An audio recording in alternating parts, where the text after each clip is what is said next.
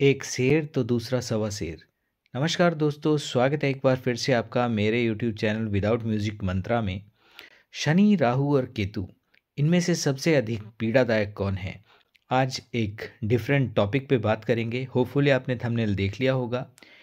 देखिए, इससे पहले कि हम वीडियो में आगे बढ़ें, एक छोटी सी रिक्वेस्ट कि यदि फर्स्ट टाइम आप हमारे इस चैनल पर आए हैं तो चैनल को सब्सक्राइब करना और वीडियो को फैमिली और फ्रेंड्स के साथ, अपने नियर एंड डियर वंस के साथ जो भी ज्योतिष में इंटरेस्ट रखते हैं या शनि, राहु, केतु जैसे जो पाप ग्रह जिन्हें बोला जाता है, डार्क प्लैनेट्स बोला जाता है, उनकी महादशाओं अंतरदशाओं से होकर गुजर रहे हैं, तो उनके साथ इस वीडियो को आप शेयर ज़रूर करें। तो आज के इस वीडियो में हम बात करेंगे कि शनि, राहु, केतु तीनों ग्रहों में से कौन से ऐसे ग्रह हैं जो अधिक बलिष्ठ हैं, या यूं कहें कि किस महादशा में सबसे अधिक पीड़ा व्यक्ति को, जातक को अपने कर्मों के अकॉर्डिंग मिलती ही मिलती है।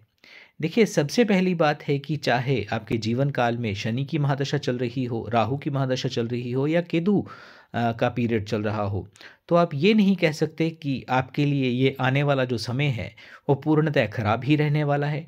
क्योंकि आप साधारणतः आप जानते हैं, थोड़ा सा भी अगर आप नॉलेज रखते होंगे तो उसमें आपको पता होगा कि अंतरदशाएं प्रत्यंतरदशाएं चलती हैं।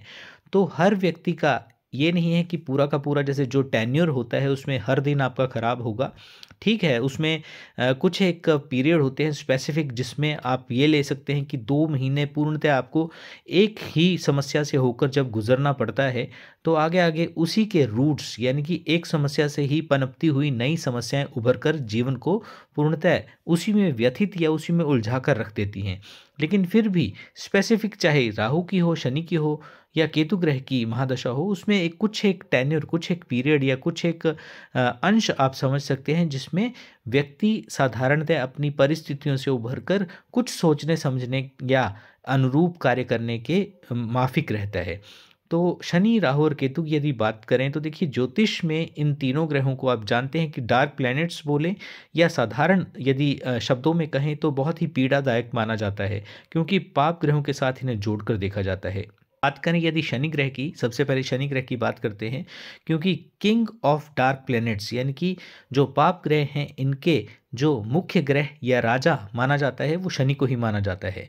तो इस लॉबी में आने वाले शनि ग्रह को न्यायाधीश, जो भी हमारे कर्म होते हैं, चाहे पूर्व जन्मों की बात करें और स्पेशली जो इस जन्म में भी हम कर्म करते हैं, उनसे भी हम कहीं ना कहीं बच नहीं सकते, तो उसके अकॉर्डिंग ही हमें रिजल्ट भी देते हैं। तो इसीलिए शनि को न्यायाधीश भी माना जाता है। और राहु और केतु क्या है? राहु और केतु आप जानते हैं कि छाया ग्रह है और दोनों का शरीर भेद है। ऊपरी हिस्सा राहु के रूप में जाना जाता है और धड़ का जो हिस्सा है वो केतु के रूप में जाना जाता है।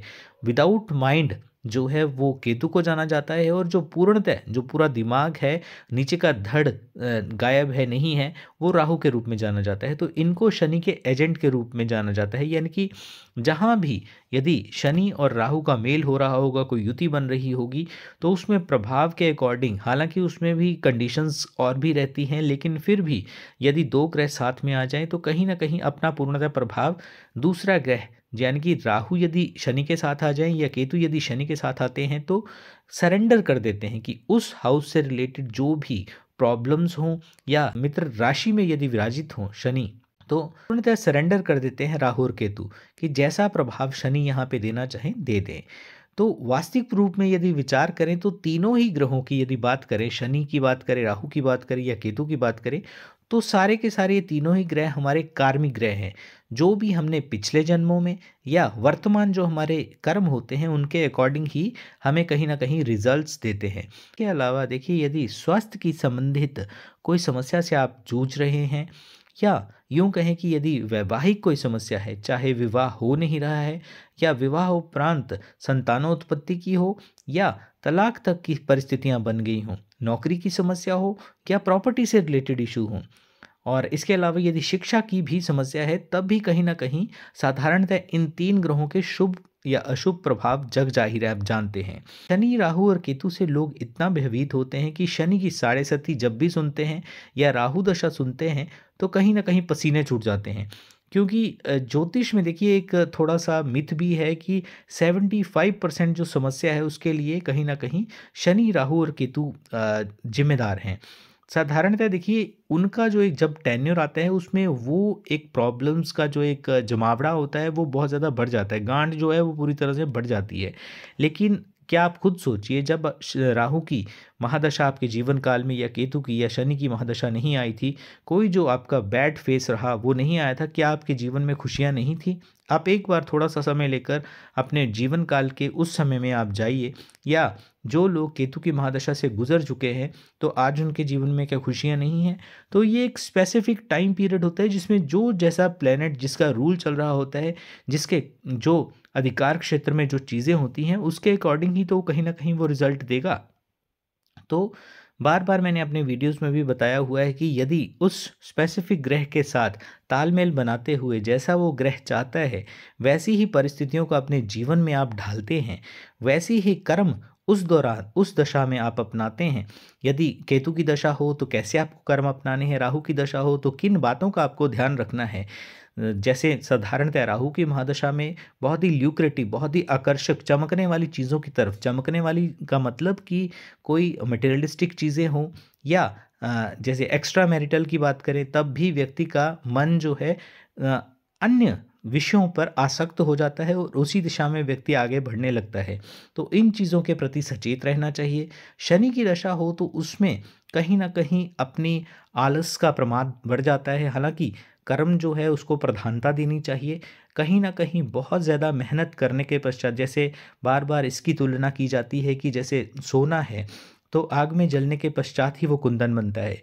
उसी प्रकार शनि जो हैं बहुत ज़्यादा आपको एक हार्ड हार्ड टास्क मास्टर भी बोला जाता है और हार्ड वर्क इतना ज़्यादा करवाते हैं, लेकिन बाद में वही आपको फल स्वरूप जो चीज़ें मिलती हैं, स्पेशली जैसे बार-बार 3 भागों में आप जान सकते हैं कि किसी भी महादशा को आप डिवाइड कर सकते हैं। स्पेशली फर्स्ट फेज़ और लास्ट फेज़ किसी भी ग्रह की जब महादशा होती है उसमें साधारणतः स्पेशली पाप ग्रहों की जो महादशाएँ होती हैं उसमें फर्स्ट और लास्ट फेज़ में आपको उपहार स्वरूप चीज़ें दी जाती हैं।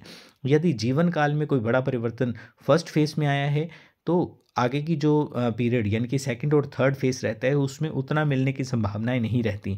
वहीं यदि आपके फर्स्ट और सेकंड फेज़ में आपने स्ट्रगल किया है, संघर्ष किया है, या आपकी स्थितियां उतनी अच्छी नहीं रही हैं, तो जाते जाते शनि स्पेशली आपको किसी ना किसी गिफ्ट से नवाजते ज़रूर हैं, आपको कोई ना कोई उपहार ज़रूर देते हैं। चाहे बात करें जैसे स्टूडेंट लाइफ में यदि व्यक्ति का स्ट्रगल हो, बार बार किसी परीक्षा को आप उत्तीर्ण नहीं कर पा रहे हैं, और जब आपका शनि का वो फेस निकलता है लास्ट पीरियड, जब मतलब आपके जीवन काल से शनि जाने वाले होते हैं, तो आपको जितना तंग किया होता है हो सकता है लास्ट में जाते जाते आपको उच्च पद, वो भी गवर्नमेंट जॉब में आपको, यानी कि एक नियमित रूप से जो आपकी तनख्वाह आपको मिलती है वो मिलती रहे, तो एक आमद का स्रोत बना के ही जाएंगे। तो उपहार स्वरूप किसी भी वे में यहाँ तो मैंने खाली आपको सैलरी का या एक स्टूडेंट की लाइफ से जोड़कर मैंने आपको बताया है। तो आज बात करते हैं कि शनि, राहु और केतु में स्पेशली कौन सा ग्रह जो है वो कितना खतरनाक है। देखिए, शनि को कर्म का कारक माना जाता है। कोई भी कार्य जब देरी से होते हैं तो देरी का कारक भी शनि को ही माना जाता है, और स्पेशली उसके पीछे जो हम कर्म करते हैं, क्योंकि किसी भी कार्य में यदि देरी हो रही है तो अपनी तरफ से व्यक्ति तो पूरा ताकत लगाता है कि जल्दी से जल्दी उस कार्य को निपटा लिया जाए। तो शनि जब भी रिजल्ट देते हैं तो विलंब से देते हैं, और अब जो शुभ रिजल्ट ज़िंदगी में मिलने हैं वो विलंब से मिलेंगे। अब जो अशुभ रिजल्ट ज़िंदगी में मिलेंगे वो भी विलंब से ही मिलेंगे। हालांकि इसके विपरीत यदि दोनों ग्रहों की तुलना यानी कि शनि और राहु की अगर तुलना की जाए तो राहु आपको शुभ और अशुभ रिजल्ट इंस्टेंट देते हैं, एक झटके में दे देते हैं। राहु अगर पैसा देगा तो एक झटके में आपको करोड़पति बना देगा, अरबपति बना देगा। लेकिन वही बात है कि आपको जो उसका माइंड है वो डाइवर्ट करने की इतनी शक्ति होती है कि एक ही बार में किसी भी व्यक्ति को रंक से राजा और राजा से रंक बनाने की कैपेसिटी होती है। और केतु की जो प्रकृति है वो थोड़ी डिफरेंट है।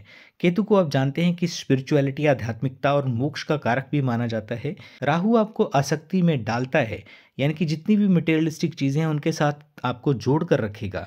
दूसरी तरफ केतु बिल्कुल वाइस वर्सा उल्टा ग्रह है, और जहाँ पे राहु आपको इंडल्ज कर रहा है बाहरी दुनिया में, वहीं केतु एक ऐसा एकमात्र ग्रह है जो आपको आसक्ति से निकाल सकता है। इसीलिए देखिए, जब भी केतु की बात होती है तो ऐसा कहा जाता है कि जीवन मरण के चक्र से जो बाहर निकाल सके वही केतु देव हैं। एग्जाम्पल के थ्रू यदि समझें, शनि और राहु और केतु की यदि कार्य प्रणाली को आप समझना चाहते हैं तो मान लीजिए एक स्वास्थ्य की समस्या की हम बात करें तो यदि किसी व्यक्ति को कोई गांठ हो गई है शरीर में मान लीजिए, और उसकी जो है वो शनि की महादशा चल रही है, तो शनि जो अपनी महादशा का काल होगा उसमें उस गांठ को बड़ा करेंगे, लेकिन धीरे धीरे, यानी कि 4, 6, 8 साल का पीरियड जो वो ऐसे ही निकल जाएगा। व्यक्ति को धीमा धीमा रोग आगे बढ़ता रहेगा, तकलीफ होगी, कष्ट होगा।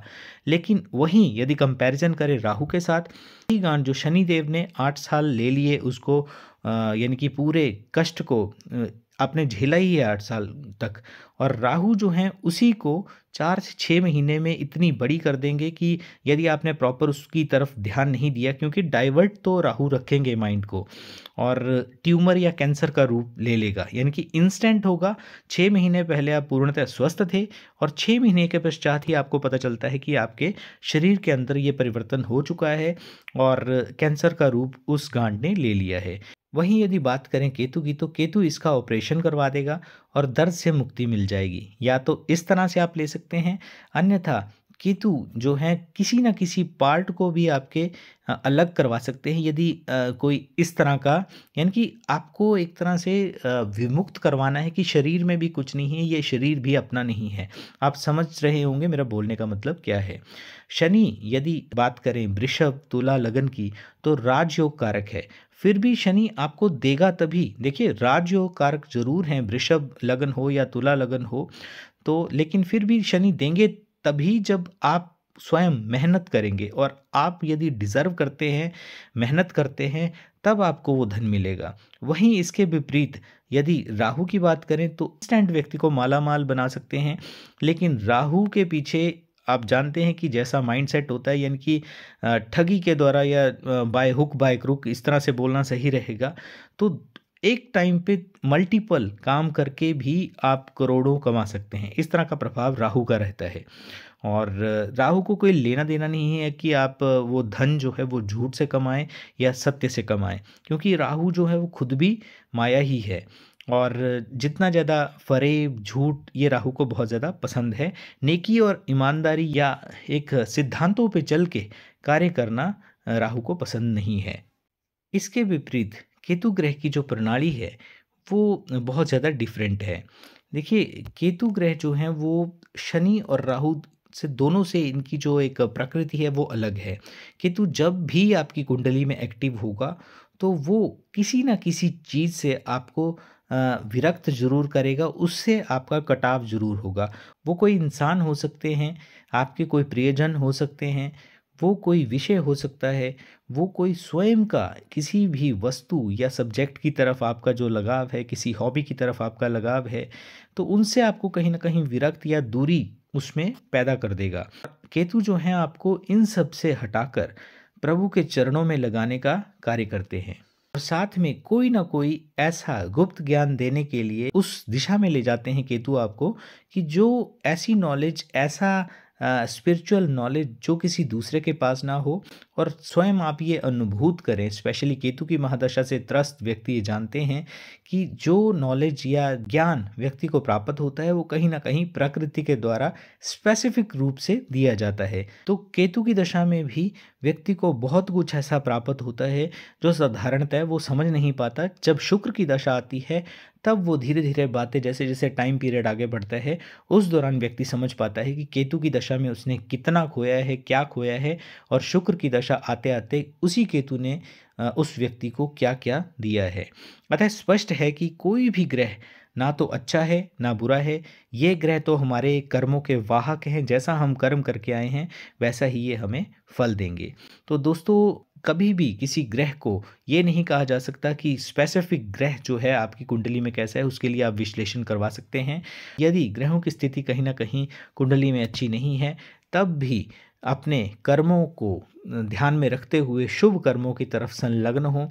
जीवन में किसी न किसी एटलीस्ट एक कर्म को ज़रूर आप पकड़ लें और उसी पे आगे चलते हुए, क्योंकि कर्म ऐसे होते हैं, आपको पता भी नहीं चलेगा कि यदि आप अशुभ कर्म करते हैं तो कैसे हंसती खेलती जिंदगी व्यक्ति की व्यतीत हो जाती है, और यदि आप शुभ कर्मों में संलग्न हैं तो निश्चित तौर पर यदि कितनी भी खराब आपकी कुंडली होगी तो आने वाला समय आपका शुभ ही होगा, सकारात्मक परिणाम लेकर ही आएगा। तो दोस्तों, ये था आज का वीडियो कि चाहे बात करें शनि की, राहु की या केतु की, कौन से ऐसे ग्रह हैं जो अत्यधिक पीड़ादायक होते हैं। अंततोगत्वा मैं आप पर ये छोड़ता हूँ कि किस ग्रह को आप सर्वाधिक पीड़ादायक मानते हैं। आज के वीडियो में बस इतना ही। वीडियो देखने के लिए आपका बहुत बहुत आभार, बहुत बहुत धन्यवाद।